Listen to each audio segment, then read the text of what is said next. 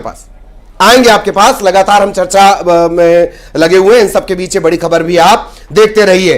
क्या कुछ होने जा रहा है उसका ब्रेकिंग के जरिए हम आपको इशारा दे रहे हैं। संतोष जी बहुत देर से हमारे साथ बने हुए हैं। संतोष जी, मैं आपसे जानना चाहूंगा, मैं फिर उसी टारगेट पर आ रहा हूं, 290 की बात कही गई है, किस तरीके से वो टारगेट सेट किया गया होगा और कहां ज्यादा उम्मीद पूरे देश की अगर बात कर ली जाए, कहां ज्यादा उम्मीद पार्टी देख रही है? संतोष जी देखिए, हम तो पूरे भारत में अपनी उम्मीद देख रहे हैं, क्योंकि उत्तर प्रदेश में भी जिस तरीके से इंडिया गठबंधन ने प्रदर्शन किया है, जिस प्रकार से राहुल जी और अखिलेश जी की जोड़ी ने काम किया है, या बिहार में राहुल जी और तेजस्वी जी की जोड़ी ने मेहनत की है, मैं समझता हूं कि पूरे देश में हमको उम्मीद है। मध्य प्रदेश, राजस्थान, यहाँ तक कि गुजरात में भी हमें सीटें बढ़ने की उम्मीद है। मैं भारतीय जनता पार्टी के जो साथी अभी बता रहे थे सारी चीजें, उसमें मैं समझता हूं कि पूरी तरह से शुतुरमुर्गी जो दृष्टिकोण है उसको प्रस्तुत किया गया है। संतोष जी लौटेंगे आपके पास। मेगा एग्जिट पोल ब्रेकिंग हम यहाँ पर दर्शकों को बता देते हैं। पहले न्यूज 18 का ये मेगा एग्जिट पोल, तमिलनाडु के लिए एनडीए को 1 से 3 सीटों का अनुमान। बड़ी खबर आपको बता रहे हैं, तमिलनाडु के लिए एनडीए को 1 से 3 सीटों का अनुमान। दक्षिण भारत से शुरुआत हमने कर दी है मेगा एग्जिट पोल, और अब ये तस्वीर देख लीजिए, लोकसभा चुनाव 2024 मेगा एग्जिट पोल, तमिलनाडु से शुरुआत। क्या कह रहे हैं आंकड़े ऊपर आप देख सकते हैं। इंडिया गठबंधन को 36 से 39 की उम्मीद, एनडीए 1 से 3 की उम्मीद, 2 सीटें अन्य के खाते में जाती हुई नजर आती हैं। तमिलनाडु में 39 लोकसभा सीटें और अन्य जो पिछली बार 0 पर था, यानी कि एक भी सीट नहीं गई थी। लेकिन अब जो ये मेगा एग्जिट पोल है वो ये कह रहा है कि 2 सीटें अन्य के खाते में जा सकती हैं। इंडिया गठबंधन को 36 से 39 सीटें, पिछली बार ये यूपीए था, 38 सीटें 52.56% के वोटों के साथ रही थी। और इस बार जो एग्जिट पोल का अनुमान है उसके मुताबिक तमिलनाडु में 39 लोकसभा सीटों में से एनडीए को 1 से 3 सीटों का अनुमान, यानी कि एनडीए का खाता खुल सकता है। 36 से 39 इंडिया गठबंधन के नाम। वाकई, और गठबंधन को जाहिर तौर पर यहां जिस तरीके से कैंपेनिंग की गई थी ये फायदा होता हुआ नजर आ रहा है। लेकिन जो 2 जिसकी तरफ आप बार बार इशारा कर रही हैं, राजनीतिक विरासत वाले परिवार, उनमें टूट फूट का एक इतिहास और हो सकता है। हालांकि ये एग्जिट पोल है, बाहर निकले, मन हुआ, बताया उन्होंने, हमने उनसे बातचीत की, उन्होंने बताया, उस आधार पर एक खाका खींचा जा रहा है। नतीजों के लिए तो हम सब 4 तारीख का इंतजार कर रहे हैं, लेकिन मैंने बताया ना, चुनाव भारत के लिए सबसे ज्यादा दिलचस्पी वाला टॉपिक है। क्या 4 तारीख को होगा वो तो ठीक है, पर हर चौराहे पर चर्चा ये होती कि इस बार होगा क्या। इसी वजह से एग्जिट पोल आपके सामने, दक्षिण भारत से शुरुआत, तमिलनाडु 39 लोकसभा सीटें एनडीए के खाते में 1 से 3, इंडिया के खाते में 36 से 39 सीटें जाती हुई नजर आ रही है और 2 सीटें अन्य के खाते में। और बता दें आपको कि पहले ही चरण में तमिलनाडु की 39 सीटों के लिए वोट डाले गए थे। तमिलनाडु 39 सांसद जहां से चुनकर दिल्ली जाते हैं, और 2024 को लेकर जो एग्जिट पोल का अनुमान बता रहा है कि एनडीए अपना खाता खोल सकता है। 1 से 3 सीटें एनडीए हासिल कर सकता है। और कितना अहम हो जाता है तमिलनाडु, आप यकीन सोच सकते हैं कि अप्रैल में ही, इस साल की शुरुआत में ही 10 दौरे प्रधानमंत्री मोदी ने किए थे। और लगातार ये ब्रेकिंग अपडेट होती हुई, केरल में एनडीए को 1 से 3 सीटों का अनुमान, और अगर ये अनुमान नतीजों में तब्दील होते हैं तो ये बड़े फैक्टर के तौर पर, इसे ध्यान रखिएगा, लगातार केरल में पार्टी जो बीजेपी है उसके वोटिंग परसेंटेज में लगातार इजाफा हो रहा है। राजनीति के बारीक जानकार इस पर नजर रखे हुए हैं। केरल की बात कर ली जाएगी, एनडीए 1 से 3 सीट, इंडिया, ये तमिलनाडु की स्थितियां थी। केरल में क्या है, केरल में एनडीए को 1 से 3 सीटों का अनुमान नजर आता है। बड़ी बात यह है कि केरल में देखिए, धर्म पर या जाति पर वोट नहीं डाले जाते हैं, बल्कि जो स्थानीय मुद्दे होते हैं उनको लेकर मुखर रहता है मतदाता। स्थानीय मुद्दे, चेहरे यहाँ पर खेल बनाते बिगाड़ते हैं। इसीलिए केरल की राजनीति में कहा जाता है कि पढ़े लिखे मतदाता है, जागरूक मतदाता है। लेकिन धीरे धीरे बीजेपी यहाँ पर अपनी जमीन तैयार करती नजर आ रही है। 1 से 3 सीटें मिल सकती है, प्रोबेबिलिटी है। देखिए, जो वास्तविक तस्वीर होगी वो 4 तारीख को ही सामने होगी। पिछली बार 0 था एनडीए के आगे, 20 सीटें हैं लोकसभा में केरल की। हालांकि यूडीएफ वहां पर है, एलडीएफ है, ज्वाइंट होकर ये चुनाव लड़ा जाता है। लेकिन news 18 mega exit poll Kerala की स्थितियां, एनडीए को 1 से 3 सीटें मिलने की बात कही जा रही है, 20 सीटें जैसा कि अभी आपने जानकारी देखी भी। और अब कर्नाटक, गेट ऑफ साउथ जिसे आप कहते हैं, वहां की स्थितियां, वहां का एग्जिट पोल क्या है? कर्नाटक में एनडीए को 23 से 26 सीटों का अनुमान। कर्नाटक में सरकार किसकी है? कर्नाटक में कांग्रेस की सरकार, बावजूद इसके एनडीए यहां से बड़े मार्जिन से सीट जीती हुई नजर आ रही है। कर्नाटक की इस वक्त हम बात कर रहे हैं। कर्नाटक में 28 सीटें, 28 में क्या स्थितियां वो देख लीजिए। प्रज्वल रेवन्ना, मामला गर्मा गया था प्रज्वल रेवन्ना को लेकर, और कर्नाटका में अब जो तस्वीर निकलकर सामने आ रही है, 23 से 26 सीटों का अनुमान एनडीए को। और आंध्र प्रदेश की तस्वीर अब आपके सामने। आंध्र प्रदेश की क्या स्थितियां वो अब आपके सामने आने वाली है। आंध्र प्रदेश, बड़ा प्रयोग किया गया। आंध्र प्रदेश में एनडीए को 19 से 22 सीटें, कुल 25 सीटें यहां पर, और इंडिया का खाता यहां नहीं खुलेगा, यह बात कही जा रही है। अन्य को 5 से 8 सीटों का अनुमान। 2019 से शून्य रहा था, यूपीए शून्य था, जो पिछली बार यूपीए था। अब इंडिया गठबंधन लेकिन खाता खोलने में कामयाब नहीं रहेगा, ये एग्जिट पोल कह रहा है। असल तस्वीर नहीं, वास्तविक तस्वीर 4 तारीख को सामने आएगी, लेकिन एग्जिट पोल कह रहा है कि इंडिया गठबंधन को आंध्र प्रदेश में निराशा हाथ लग सकने का अनुमान है। और इसके पीछे वजह यह कि ठीक चुनाव से पहले बड़ा फेरबदल यहां पर हुआ। चंद्रबाबू नायडू आ गए और जो कल्याण सेना है, अभिनेता की पार्टी, वो आ गई। और एक तरह से एक वापस, हालांकि नायडू आए हैं, वो थोड़ा नाराज हो गए थे पहले एनडीए से, लेकिन वापस वो एनडीए में आ गए। और ये माना जा रहा था कि इस तरह से आंध्र प्रदेश के नतीजों में ये हेरफेर नजर आएगी। आंध्र प्रदेश का एग्जिट पोल आपकी स्क्रीन पर।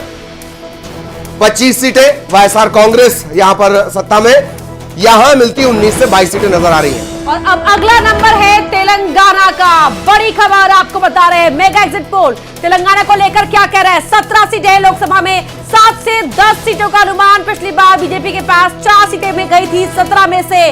तेलंगाना में इस बार कांग्रेस की सरकार, इंडिया को 5 से 8 सीटों का अनुमान मेगा एग्जिट पोल बता रहा है। तेलंगाना में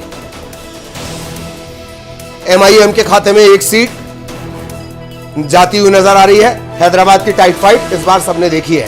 पहली बार होगा कि असदुद्दीन ओवैसी आए हैं, हर किसी से उन्होंने इंटरव्यू के दौरान चर्चा की, बातचीत की। उनके सामने थी माधवीलता। बहुत जबरदस्त ये सीट होगी, 4 तारीख को भी इस पर नजरें रहेंगी। तेलंगाना में अन्य के खाते में 3 से 5 सीट की बात कही जा रही है। 17 सीटें यहां पर हैं। और टीआरएस को हटाकर अभी अभी कांग्रेस ने कब्जा किया है तेलंगाना पर विधानसभा चुनाव में। तो क्या स्थितियां, एनडीए को 7 से 10 सीट की बात कही जा रही है, यानी फायदे में एनडीए यहां पर नजर आ रही है। अगर एग्जिट पोल नतीजों के करीब रहते हैं तब नतीजे 4 तारीख को आएंगे। तेलंगाना की स्थितियां आपकी स्क्रीन पर।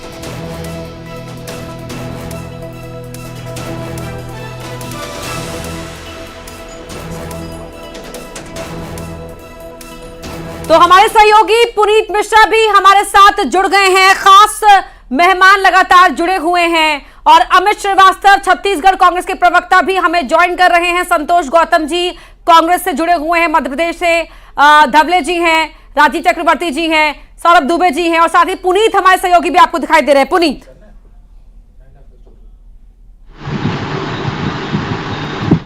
543 में से 131 का ये जो आंकलन है, ये टीवी स्क्रीन पर हमारे दर्शक जो हैं देख पा रहे होंगे। और दुबे साहब हमारे साथ जुड़े हुए हैं। सौरभ जी, ये जो आंकलन है, इसमें आप एक एक करके, हमने खास तौर पर दक्षिण के राज्यों के बारे में बताया, और इसमें आंध्र प्रदेश जहां की 25 सीटें हैं, और पिछली बार वाईएसआर कांग्रेस जो है उसका एक तरफा दबदबा यहां देखने को मिला था, और इस बार जो आंकलन है वो बहुत अलग आ रहा है और एनडीए के लिए बहुत अच्छे संकेत दे रहा है। क्या कहेंगे? नहीं, अभी दक्षिण भारत का जो आप दिखा रहे हैं, ये तो भारतीय जनता पार्टी के लिए गदगद होने वाली बात है। केरला में आप उनको प्लस कर रहे हैं, आप उनको जो है तमिलनाडु में प्लस कर रहे हैं, आप उनको आंध्रा में इतनी बड़ी तूफानी सीटें दे रहे हैं जो है, अगर ये वास्तव में तब्दील होती है तो ये तो जो 400 की बात कही गई है, मुझे लगता है उसके नजदीक लेकर के जाएगी ये सीटें उनको। और केरला में तो मान के चलिए अगर 3 सीटें आ गई तो भारतीय जनता पार्टी के लिए तो बहुत ही अच्छा रहेगा, सुखद रहेगा। कुल मिलाकर के ये जो अभी तक का आंकलन ये आया है 131 सीटों का, मुझे लगता है कि जो कांग्रेस है वो वहां पर जो फायदे उसको होने वाले थे दक्षिण भारत के अंदर, वो उसको बहुत बड़ा नुकसान होता हुआ दिख रहा है। और आंध्र प्रदेश में तो कुछ है ही नहीं उसके हाथ में। तेलंगाना में भी भारतीय जनता पार्टी की बढ़ के आ रही है, पिछले बार जो है जो सीटें थी उससे ज्यादा बढ़कर के 7 से 10 सीटें। और वहां पर कांग्रेस जिसकी वहां पर वर्तमान में सरकार है, जिसकी तेलंगाना के अंदर सरकार है, वो कम सीटों पे आ रही है। तो ये कम सीटों का नुकसान इसको जो है वहां तेलंगाना में हो रहा है, कांग्रेस को अन्य जगहों पे हो रहा है, और भारतीय जनता पार्टी बढ़ रही है। ये बहुत बड़ी बात है। जो अभी आंध्रा का सर्वे आया है, ये मुझे लगता है इस बार जो चंद्रबाबू नायडू का समर्थन रहा है, जो इस बार जो है तमाम वहां के छोटे छोटे जो पार्टियां हैं उनसे भारतीय जनता पार्टी के ने गठबंधन बनाया, उसका कहीं ना कहीं ये लाभ मिलता हुआ दिख रहा है। अभी ये आपका एग्जिट पोल है, लेकिन एग्जिट पोल के हिसाब से ही मैं बोल रहा हूं, अगर ये वास्तव में आंकड़े हैं तो कहीं ना कहीं भारतीय जनता पार्टी जो दक्षिण भारत में अपनी रणनीति बना रही थी करना होगा। लेकिन एग्जिट पोल का अनुमान बता रहा है कि बीजेपी का जो मिशन साउथ था उसमें अनुमान एग्जिट पोल की तस्वीर बता रही है कि कहीं ना कहीं कामयाबी उसे हाथ लग सकती है। धवले जी बड़ा मुस्कुरा रहे थे जब सौरभ जी ने अपनी बात की शुरुआत की थी। धवले जी, नॉर्थ की अगर बात करें, हिंदी भाषी राज्यों में जहां माना जाता है कि धर्म के आधार पर वोट दिया जाता है, जाति के आधार पर उम्मीदवारों का चयन होता है, वहां पर राम मंदिर को लेकर उतनी सुबुगाहट या उतना टेम्परामेंट नहीं था, लेकिन दक्षिण का द्वार खोल दिया क्या? अपर्णा जी, आप देखेंगे इस पूरे कैंपेन के जब जो इंडिया अलायंस उसने शुरुआत की थी कि भारतीय जनता पार्टी जो है वो उत्तर की पार्टी है, उसका दक्षिण भारत में कोई भी वजूद नहीं है। लेकिन जो आप केरला का अनुमान लगा रहे हैं, जो आप आंध्रा का अनुमान लगा रहे हैं, जो आप तेलंगाना का अनुमान लगा रहे हैं, निश्चित तौर पे Bharatiya Janata party incremental vote के मायने में इससे बेहतर ही करेंगी। मैं आपको शॉकिंग एक बात बता रहा हूं कि आप तमिलनाडु का वोट शेयर निकालेंगे, भारतीय जनता पार्टी ड्रास्टिकली इनको इंडिया अलायंस को चोट देने जा रही है। और निश्चित तौर पर दक्षिण भारत में जो हम बात करते थे कि इस बार भारतीय जनता पार्टी का जो 370 का समग्र रूप से लक्ष्य था, उसमें दक्षिण भारत बहुत महत्वपूर्ण भूमिका निभाने वाला है। आदरणीय प्रधानमंत्री श्री नरेंद्र मोदी जी का दक्षिण भारत के प्रति जो अभूतपूर्व और ऐतिहासिक स्नेह आपको दिखा, उस स्नेह इन वोटों से प्रदर्शित होते दिख रहा है। जहां हमारी तेलंगाना में 4 सीटें जी, जो लगभग 10 सीटों की ओर हम अग्रसर हैं, ये आपको कहीं ना कहीं एक प्रो इनकम्बेंसी के वोट की मैंने जो अपने ओपनिंग स्टेटमेंट में बात की थी वो है। क्योंकि आप देखेंगे तेलंगाना में अभी वर्तमान में कांग्रेस की सरकार है और विधानसभा के चुनाव में कांग्रेस जीत के आई है, लेकिन कहीं ना कहीं लोकसभा के चुनाव में देश की जनता ने जनाकांक्षाओं के सम्मान करने वाली आदरणीय प्रधानमंत्री श्री नरेंद्र मोदी जी की सरकार को चुना। आंध्रा का इक्वेशन आप देख लीजिए, हमारे साथ में चंद्रबाबू थे, जनसेना थी, और एक ऐसा कॉम्बिनेशन बनाया गया जिस कॉम्बिनेशन ने वहां पे ग्रास रूट पे काम किया। और जो 25 सीटें हैं वो भी भारतीय जनता पार्टी ने वहां से जो जगन रेड्डी जी की पार्टी थी उनसे छीनने का प्रयास किया है। निश्चित तौर पे आप जो कांग्रेस दम भरती थी कि भारतीय जनता पार्टी सिर्फ उत्तर तक के सिमट के रह जाएगी, ये 2024 का लोकसभा चुनाव भारतीय जनता पार्टी को भारत की पैन इंडिया नेटवर्क वाली, पैन इंडिया ग्रासरूट के कार्यकर्ताओं वाली पार्टी बनाने जा रहा है। और यह 2024 का चुनाव जो हम 2047 की बात करते हैं उसके लिए भी एक अभूतपूर्व ऐतिहासिक रेखा खींचने जा रहा है, जिसमें दक्षिण भारत ने उत्तर भारत के साथ साथ आज जो समग्र रूप से 370 का नारा था उसे पूर्ण करने में अपना योगदान दिया है। संतोष जी, आप सुन पा रहे हो तो मेरा सवाल ये है कि ये जो आकलन निकलकर सामने आ रहा है, एग्जिट पोल की जो परिस्थिति निकलकर सामने आ रही है, आपकी कर्नाटक में भी सरकार है और तेलंगाना में भी सरकार है, झटका लगता हुआ दिखाई दे रहा है आपको, और तगड़ा झटका। देखिए, ये कोई हमारे लिए आश्चर्य की बात नहीं कि एग्जिट पोल किस दिशा में जाने वाले थे।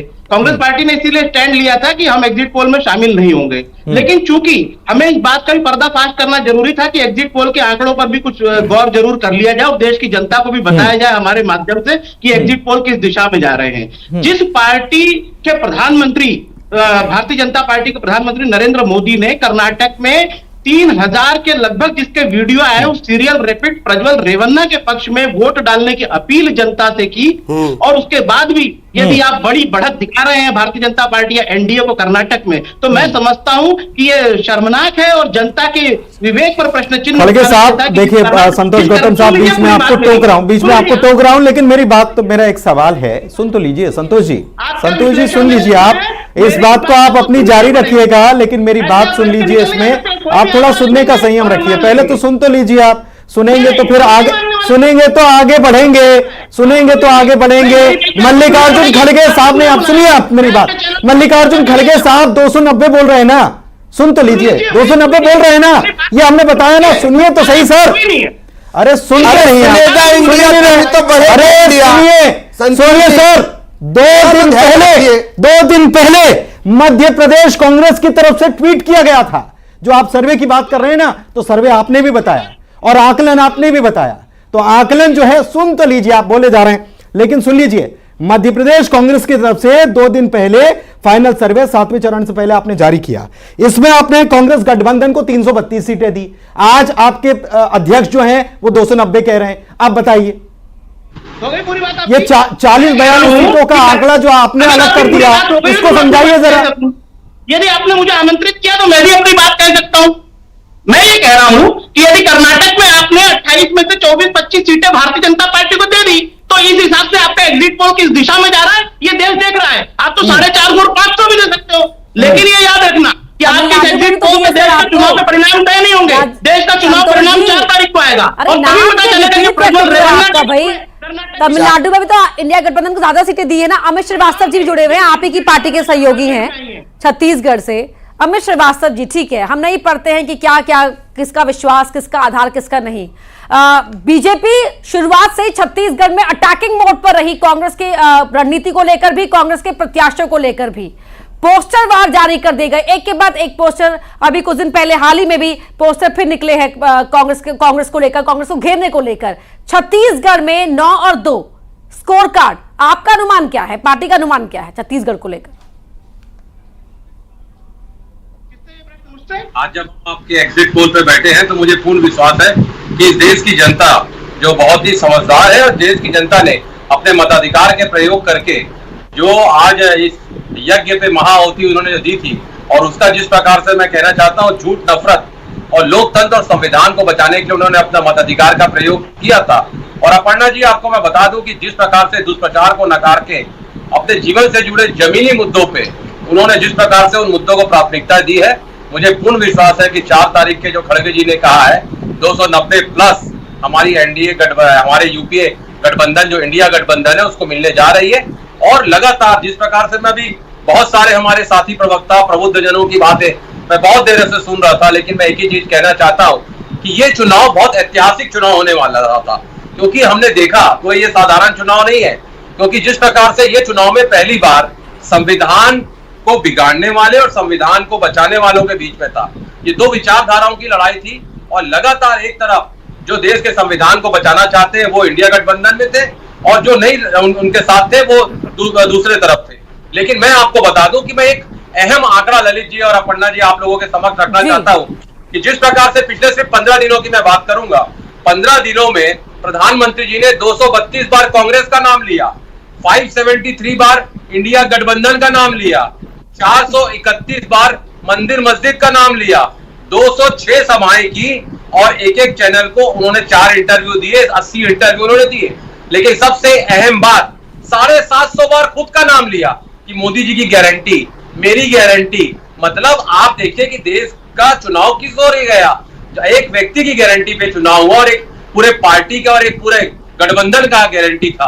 तो जनता ने सारे चीजों को देखा है पन्ना जी, और उसमें अपने मताधिकार का प्रयोग किया है। और मुझे पूर्ण विश्वास है कि इस देश की जनता कह रही है कि इस देश की जनता को इंसाफ चाहिए, और इस देश से बीजेपी का सुपड़ा साफ चाहिए। एग्जिट पोल जो भी हो, मैं आपकी मेहनत को नहीं नकारता, आपके सभी साथियों को साधुवाद, उनकी मेहनत को हम सलाम करते हैं। लेकिन मैं फिर आपको बता दूं कि जिस प्रकार से छत्तीसगढ़ में पिछली बार सारे एग्जिट पोल ने कहा था कांग्रेस की सरकार आ रही है, लेकिन नहीं आई, उधर उलटफेर हुआ।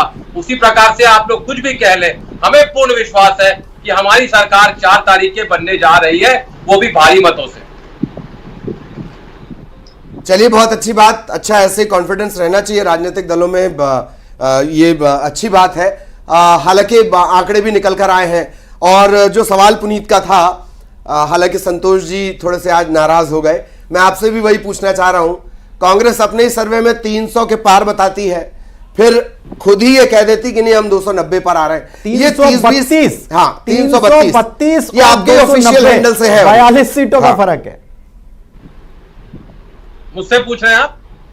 जी श्रीवास्तव साहब जी देखिए, मैंने कहा ना कि एक आंकड़े, जैसे आपने एक एग्जिट पोल निकाला है, हमारे भी कुछ अपने कार्यकर्ताओं के एग्जिट पोल, हमारे भी कार्यकर्ताओं का फीडबैक आता है, और निश्चित तौर पे मैं आपको बता दूं कि बड़ा तौर घटाट तो होते रहता है लोकतंत्र में। हो सकता है हम 332 बोल रहे हैं, हो सकता है 350 से ज्यादा आ जाए। मैंने कहा ना कि ये तो है एग्जिट पोल है, this is not the exit poll. Exit poll तो 4 तारीख को आएगा, और जनता ने अपना आशीर्वाद जिसको दिया होगा, जनता ने अपना आशीर्वाद किसको दिया है? जनादेश 4 तारीख को सामने आएगा। लगातार हम इस बात को दोहरा रहे हैं कि जो पार्लियामेंट है उसमें कौन होगा वो 4 तारीख को साफ होगा। आज एग्जिट पोल है, ये मेगा एग्जिट पोल का अनुमान है। नतीजे 4 तारीख को ही सामने आएंगे, और तब उस जनादेश को सभी को सहर्ष स्वीकारना होगा, क्योंकि यहां अपना संयम खोने से या बड़े बड़े दावे करने से कुछ बदलेगा नहीं। फैसला तो ईवीएम का बटन दबाकर जनता जनार्दन ने तय कर ही दिया है। 4 तारीख को तस्वीर सबके सामने होगी जाहिर तौर पर। और किस तरीके की स्थितियां बन रही हैं, धीरे धीरे दक्षिण की तरफ से शुरुआत हो गई। सीधे पार्लियामेंट आपको लिए चलेंगे और उसके जरिए समझाते हैं कि अब तक क्या स्थितियां बन रही हैं। और ये पार्लियामेंट में हम आ चुके हैं ग्राफिक्स के जरिए आपको समझाने के लिए। लोकसभा चुनाव 2024 मेगा एग्जिट पोल क्या कह रहा है वो? 131 सीटें दक्षिण की 543 सीटों में से बीजेपी प्लस 51 से 54 सीटों के बीच रह सकता है बीजेपी एंड टीम। कांग्रेस यहां पर 64 से 67 सीटों के बीच रह सकती है। अदर्स के खाते में 14 से 17 सीटों के बीच में रहने का आंकड़े रहने का अनुमान है। देखिए ये 131 सीटें जो है दक्षिण की हैं, जिन पर हम सबसे पहले बात कर रहे हैं। बीजेपी आपको दिख रही है, बीजेपी प्लस 51 से 54 सीटों के बीच में 131 की स्थितियां, 131 में से किस तरह की स्थितियां बनती नजर आ रही हैं वो हम आपको बता रहे हैं। एक बात और भी है कि दक्षिण, अगर आप 400 पार की बात करें तो ज्यादा माइलेज या ज्यादा गुंजाइश दक्षिण में है। एक इंटरव्यू के दौरान मुझे ध्यान आता है कि यह कहा भी है कि दक्षिण इस बार चौंकाने का काम करेगा। तो क्या वाकई दक्षिण चौंकाने का काम कर रहा है? दक्षिण की तरफ से जिस तरह के हम आपको बता रहे मेगा एग्जिट पोल, बीजेपी मतलब अलायंस के साथ 51 से 54, कांग्रेस 64 से 67, अन्य के खाते में 14 से 17 सीटें जाती हुई नजर आ रही हैं। तो जो बात भी जी आप बात कंप्लीट कर, जो बात कही जा रही थी कि दक्षिण चौंकाएगा, क्या एग्जिट पोल में वो नजर आ रहा है? ये इंपॉर्टेंट इसलिए भी है क्योंकि जो बाकी राज्य है, खासतौर पर हिंदी भाषी राज्य है या दूसरे राज्य है, वहां पर बीजेपी सैचुरेशन पॉइंट पर पहुंच गई है। इसीलिए जो बढ़त गेन करने की संभावनाएं हैं वो साउथ में भी हैं, और इसीलिए पूरा फोकस एक एक जो मूव रहा ना बीजेपी का, वो साउथ को मद्देनजर रखते ही रहा। चाहे वो किसी जनसभा की बात कर ली जाए, रैली की बात कर ली जाए, या फिर कोई भी अगर आप कह लीजिए जो रणनीतिक मूव होता है, राजनीतिक चाल होती है, वो दक्षिण को मद्देनजर रखते ही हुए ही बीजेपी ने यहां पर तय की थी, चली थी। बस जाहिर तौर पर बेहद खास पैनल लगातार हमारे साथ बनी हुई है, और ये हमने आपको बताया ग्राफिक्स के जरिए, हमने आपको बताया कि किस तरीके से जो दक्षिण है, दक्षिण से किस तरह के संकेत मिल रहे हैं। फिर आपको साफ कर दें, ये एग्जिट पोल है, इसलिए नाराज नहीं होना है। 4 तारीख का इंतजार करना है, अपनी बारी आने पे बेहतरीन तरीके से बात करनी है। अजय धवले साहब और सौरभ जी आपके पास मैं आना चाहूंगा। मैं अजय जी आपके पास आऊंगा, सौरभ जी पहले आपके पास आना चाह रहा हूं। एक इंटरव्यू के दौरान यह कहा गया कि दक्षिण इस बार चौंकाने वाला है। अभी हालांकि इससे जुड़ा एक सवाल और भी हुआ, पर दक्षिण से क्या वाकई लगता है कि इतना मार्जिन बीजेपी को मिलने जा रहा है? खासतौर पर केरल की बात आपने अभी की थी, क्या वाकई ये लग रहा है कि हाँ बिल्कुल एग्जिट और एग्जिट के बीच का ये डिस्टेंस है? जी देखिए, भारतीय जनता पार्टी और जो उनका संगठन है, इस बार वो केरला में और बंगाल में उनका लक्ष्य था कि हमको केरला के अंदर बहुत मजबूत होना है और पश्चिम बंगाल के अंदर बहुत मजबूत होना है। और उसी क्रम में तमिलनाडु में जिस प्रकार से देखा आपने कि धुआंधार जो है, प्रधानमंत्री भी गए, रैलियां की, धुआंधार जो है वो प्रचार प्रसार हुआ, जनसभाएं हुई, वहां पर रोड शो हुआ। ये कहीं ना कहीं बताता है कि जो आप देखेंगे, जब चुनाव प्रारंभ हुआ था तो प्रधानमंत्री नरेंद्र मोदी दक्षिण भारत में थे, वो शुरुआती दौर में सिर्फ दक्षिण भारत में आपको दिखाई दिए होंगे और लगातार वहां पर उन्होंने जम के पसीना बहाया उनके कार्यकर्ताओं ने। साथ में जो छोटी छोटी पार्टियां मैंने बताया ना आपको गठबंधन के रूप में उन्होंने ली, जिस प्रकार से अभी हमने उनकी बात की थी, जो एक छोटी पार्टी हो जो एक्टर है वहां के सेना उनकी पार्टी और इस तरह की तमाम पार्टियां, हाँ उससे बड़ी मजबूती मिली पार्टी को। और लोग जो है चूंकि वहां पर उनको जो है वो लोकल नेतृत्व के साथ जो है राष्ट्रीय नेतृत्व मिल रहा था, इसलिए मुझे लगता है कि कहीं ना कहीं भारतीय जनता पार्टी की जो रणनीति थी वो केरला के अंदर और तमिलनाडु के अंदर जिस प्रकार से, क्योंकि देखिए आंध्र प्रदेश में तो एक बात मानी जा रही थी कि आंध्र प्रदेश में भारतीय जनता पार्टी बढ़ के आएगी और तेलंगाना में भी ऐसी बात मानी जा रही थी, लेकिन सबसे बड़ी बात यह है कि कर्नाटका और तेलंगाना जहां पे कांग्रेस पार्टी अभी अभी चुनाव जीती थी 1 से 2 साल पहले, अगर वहां उसके पैर के नीचे से जमीन खिसक रही है तो इसमें अभी हमारे कांग्रेस के मित्र एकदम बिलबिलाने लगे, अरे भैया एग्जिट पोल है, आप अभी से इतने उतावले होगे तो ऐसा लगने लगेगा कि आप जो है अभी से और किसी को इंतजार करना होगा।